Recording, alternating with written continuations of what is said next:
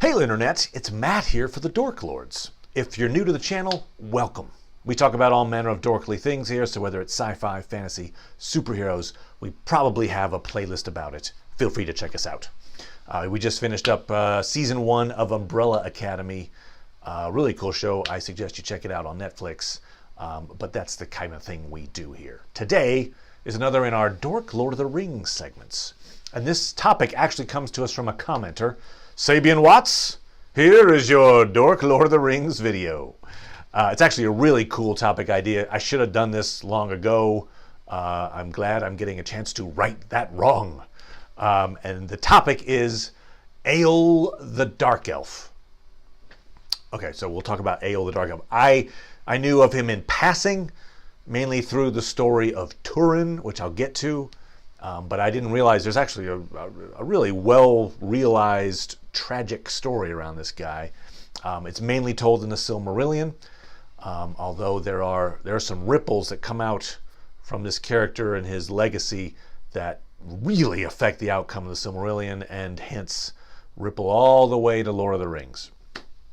So before we start, I should mention, when you hear the name Eol the Dark Elf, you think of a dark elf, you think of like in D&D, Dungeons & Dragons terms, like a drow with the jet black skin and the silver hair, and they live underground and they're evil and they have drider spider folk and they worship Lolth. Okay, that's not Tolkien's version of what a dark elf is. Those elves don't exist in Lord of the Rings or in Middle Earth as far as I know. His version of the Dark Elf it's a description for the elves that did not journey all the way west when the Valar invited the elves to come to Valinor. Some of them came, some of them didn't. And the ones that saw the trees of the Valinor, I've mentioned the trees in previous videos, Laurelin and Telperion, when they saw the light of the trees, that's the ones who didn't witness that light were called dark elves because they were living in the dark in that point. So that is one way of describing Eol the Dark Elf, although I can also name off a few other reasons why he might have had that specific nickname as well. So Eol the Dark Elf. It is apparent that he is a relative of King Thingol, who is an elven king near the forests of Doriath. We've talked about King Thingol in the past as well in connection to the story of Beren and Luthien. But just suffice to say, a powerful elven king is somehow a relative of Eol. Eol is a loner. He doesn't really like being in crowds. He doesn't like the company of other elves. And he also likes the darkness. He doesn't really like light. And so we're talking in the First Age. Most of what I'm going to talk about is in the First Age. So again, Third Age is when the War of the Ring happens. So you've got, we're a few thousand years before the War of the Ring. Several thousand years, frankly. But so that's where we are. We're in the First Age.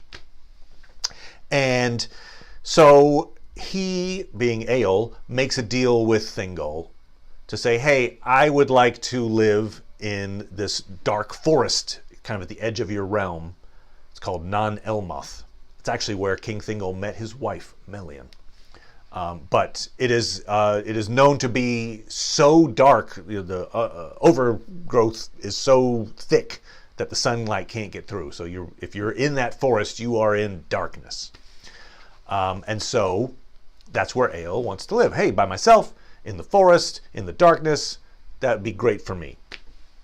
Thingol agrees. And what we see is that Eol actually is one of the few elves that befriends the dwarves. And he learns their smithing techniques. Becomes very skilled at it himself, in fact. One of the things he creates is an armor type called Galvorn. And it's like Mithril. My guess is it's not as effective as Mithril, but it's Mithril-esque. But it's all black armor And I think it's a little more flexible than your typical armor, a little lighter weight, but still very resilient. And he wears black armor kind of all the time, frankly. Another reason why he might be called the Dark Elf. Another thing he does is he smiths 2 magical swords. And it's said that they're actually created from a meteorite.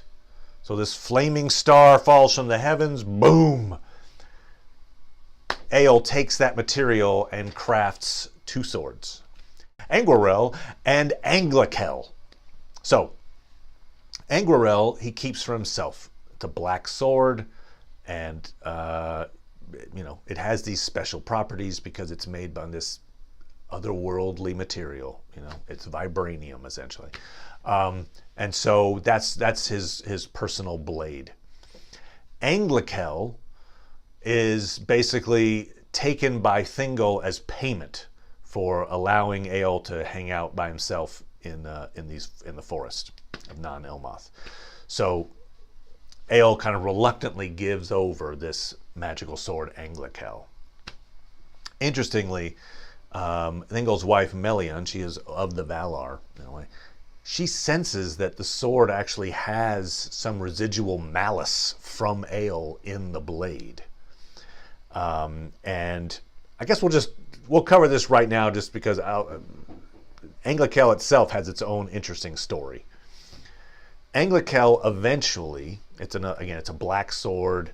What it really reminds me of, frankly, not to get too off topic, but it reminds me a lot of Stormbringer from the Elric saga.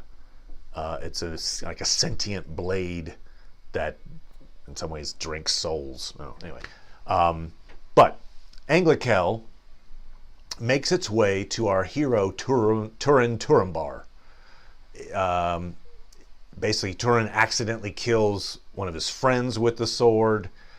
The sword then gets reforged, although it's the same material, and it's renamed Gurfang. And that is Turin's blade. He then uses that blade eventually to kill the dragon Glaurung. And then subsequently learns that his wife was his sister, and so Turin kills himself with this blade after the blade talks to him. So the blade, again, it's sentient, and it basically says, I will gladly kill you swiftly.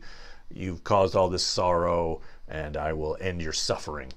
And so he falls on the sword, breaks it. When he falls on it, the shards of the sword are buried with him. And so this malice, you could almost say maybe it's Eol's soul. It's not that clear, but there was supposedly this residual malice from Eol that creates the sentience that is this sword that causes so many hardships. I mean, Turin is a cursed character anyway, so I'm not sure that the sword did all the cursing of him, but it participates. But it also has this heroic act, which it is used to slay Glaurung, who is just a horrible, horrible monster. Side note as well on that sword is, back when Tolkien was writing about, he had his version of Ragnarok. It was Dagor Daggerath. I think eventually that version of his story, he took that out, but for a long time it was in his original idea for his mythology. And in his version of Dagor Daggerath, Turin was going to come back at the end of days, basically, and he would kill Morgoth, who had been come back from the void and was now causing all kinds of harm. Morgoth would be killed by that sword, by plunging it into Morgoth's heart and killing him. So you can see Eol forged the sword that Tolkien originally had as the sword that would kill Morgoth. So, major relic, like woo power. Again, if you've never read the Elric saga, Stormbringer, I think, has a very similar feel to it that this Gurthang / Anglakel has. All right, anyway, so that's his background. Friend of the dwarves, he's a very talented smith, lives on his own in the dark of the forest, and he wears black armor. Okay. One day, there is a stranger that comes into the forest. And this is Erethel. Erythel is King Turgon's sister. Now, King Turgon is an elven king that rules Gondolin. Gondolin, in case you didn't know, it's a secret elven kingdom. It was hidden for centuries. Morgoth is constantly trying to find it, and he's unable to for a long, long, long time. And so obviously the whereabouts of how to get into Gondolin are a very highly kept secret. Well, Erythel gets permission to leave town, leave Gondolin. I think she's going to visit some of her cousins, but she doesn't. She ends up going instead, getting lost in the woods. So she is lost in these forests, far from home. And this is a part that's a little, again, we show that Eol is not necessarily a lawful good character. I don't think Eol, by the way, is like chaotic evil. I don't think he's a drow type.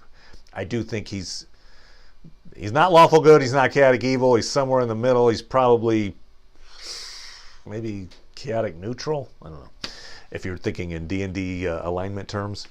But he basically sees her and uses his magic essentially to trap her. He makes all of the ways, he blocks all the exits basically so that she is forced to come to his house in the middle of the woods. Eventually they get married. Tolkien is very not specific on how horribly manipulative this whole thing is, but essentially they get married and they have a kid, and they're there in the forest for many, many years. During that time, he forbids her to leave the forest, and she can't see the sun, basically. So in some ways, she went from one secretive place to a second, Gondolin, to another secretive place, now in Elmoth. But they have a child, Maeglin. Eol brings up Maeglin to also be a smith. He takes him with him to the dwarves, and Maeglin learns smithing, which he then, later in life, uses those skills in Gondolin, as I'll mention. Basically, Maeglin is unhappy. The mom, Erythel, is unhappy, and one day, Maeglin's now an adult. Eol is off feasting with the dwarves, and Maeglin and Erythel decide it's time to escape, and so they ride off to Gondolin. Now, Maeglin has a kind of an ulterior motive for wanting to go. He's heard the stories of Gondolin from his mom, and one of the stories that really interests him is the fact that King Turgon has no heir. So, hey, look, I'm the king's sister's son. Maybe I could be, the heir to the throne, for instance. So that's kind of his ulterior motive for going to Gondolin. But they ride out. Eol returns home soon thereafter, a couple of days later, notices they're gone, gives chase. He tracks them down. He's got a few little adventures along the way, but essentially he tracks them to Gondolin and finds the secret route into Gondolin. And so is captured and brought before King Turgon. Now, King Turgon thought his sister was dead all this time. That's how secretive Eol was about his family and not letting Erythel, communicate with the outside world. So Turgon is just elated. Whoa, my sister's alive and she has a kid? Wow, this is so cool. And so he welcomes Eol to some degree. But Eol now knows the way to Gondolin, the way in. And so that's the rule of Gondolin is once you come in, you can't leave. Well, that does not suit Eol well at all. That's not his thing. He doesn't like crowds. He doesn't want to live in a city. That's why he lived in the woods all of his life, to get away from this type of thing. He just wants to take his wife and his son and go home. Okay. So there is a standoff kind of in the throne room between King Turgon and Eol the Dark Elf. And I'll read you just a little excerpt here from the Silmarillion. Okay, here we go.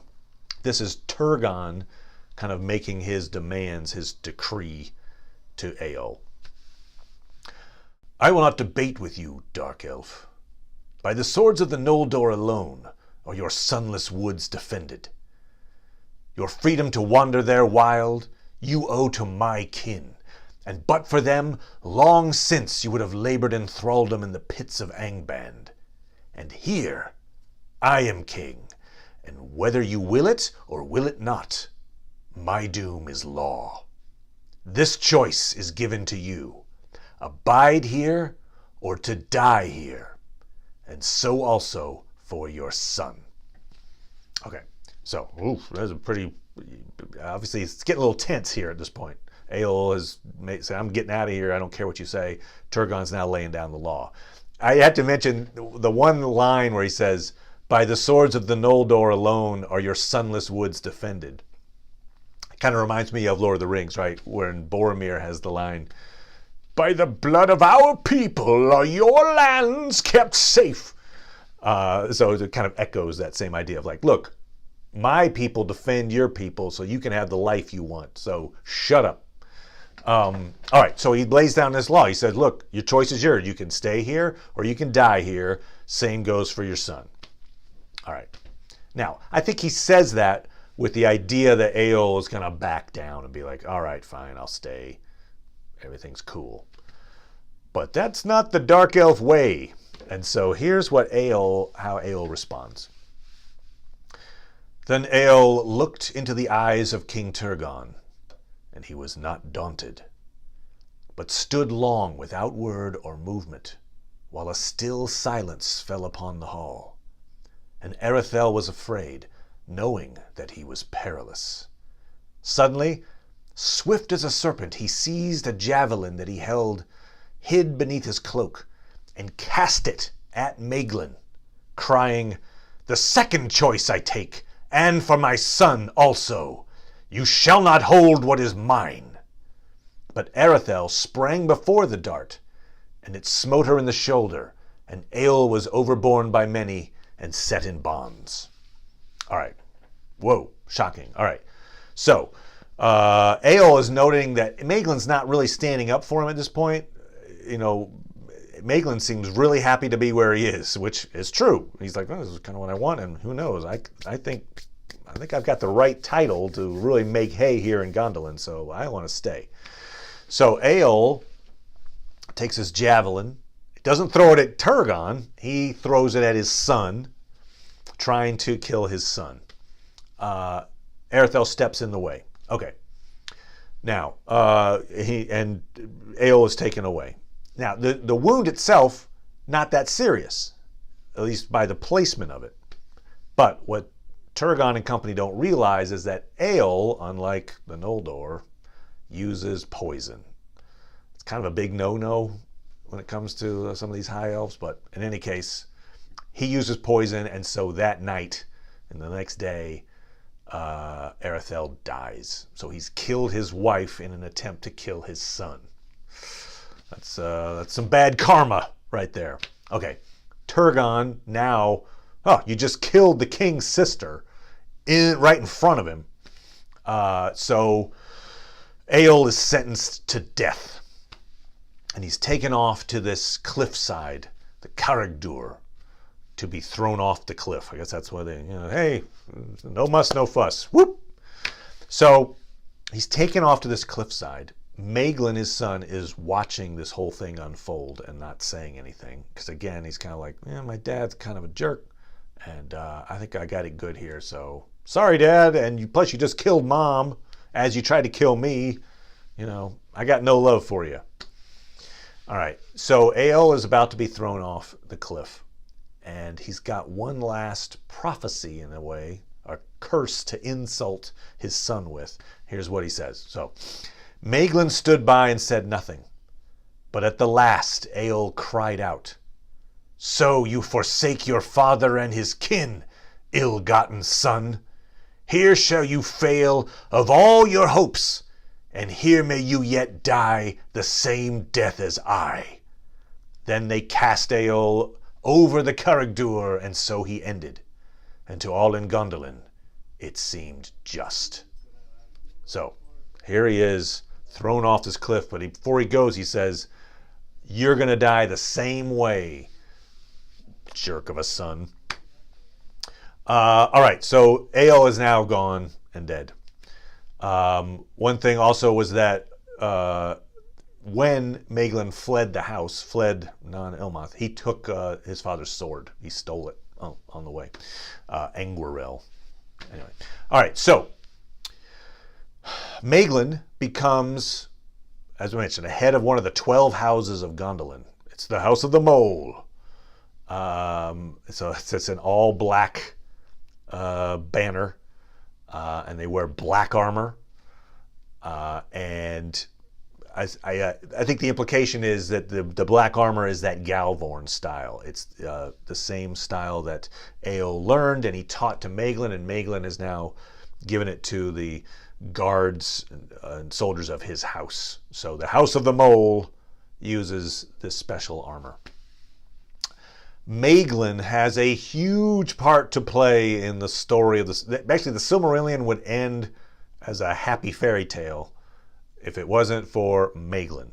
So in some ways, Eol indirectly, he's the father of the guy that really does horrible things to Gondolin. You can probably see where this is going if you don't know already. All right, Maeglin, he has eyes for Idril, which is Turgon's daughter. But unlike Game of Thrones, Tolkien's world, cousins getting married is not a thing. And so it's frowned upon, and Maeglin has no shot at marrying Idril and then, getting in the good graces and becoming prince, essentially. He, kind of against the rules, goes off wandering outside the castle walls, outside the city walls, and is captured by Morgoth's orcs. Brought before Morgoth. Morgoth sees his chance and offers Maeglin, "I'll give you Idril, the woman of your dreams, and the position of power you want. All you got to do is let me know where the secret entrance is." And so, yep, Maeglin does just that. He's the one that betrays Gondolin to Morgoth. Leads to the destruction of Gondolin. During the Battle of Gondolin, Maeglin is basically trying to kill off little Yarandil, little 7-year-old son of Turgon, who also happens to be one of the ancestors of Elrond. This is like Elrond's kin, Turgon, Yarandil. These are all, if these folks die, our friend Elrond never exists. So as he's about to do that, Maeglin is thwarted and thrown off the castle walls. So, and I think it said he bounces 3 times on his way down. Like, oof. So much like his dad, the prophecy comes true.